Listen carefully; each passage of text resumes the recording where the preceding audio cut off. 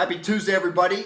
Hope your football meetings were a success this morning. Let's dive right into part 2, chapter 7, which is titled, What's Right is What Works.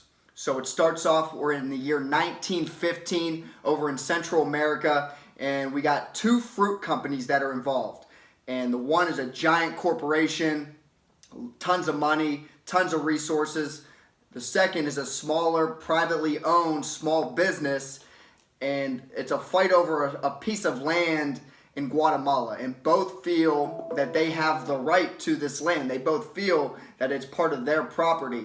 And so in order to go about this, the larger corporation starts exhausting resources, starts throwing a ton of money into lawyers, going over whatever files they need to try and prove that this was their land. And it caused their entire company, turned them into a giant pandemonium type of state where they couldn't even function. They were just trying to throw everything at it just to prove that this was their land.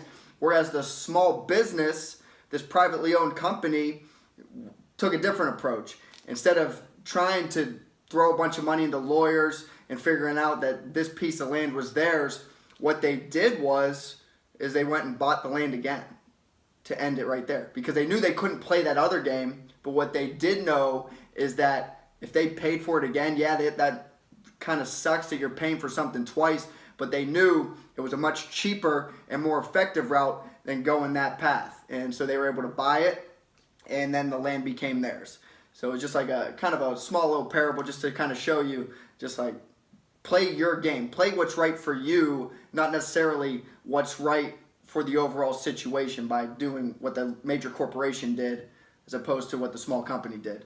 But that's kind of just leads us into the chapter, because a lot of times you try to think too much what you should be doing as opposed to using what you have to do what's in your control. And I know the phrase that they use is a time your best resource needs to be your resourcefulness.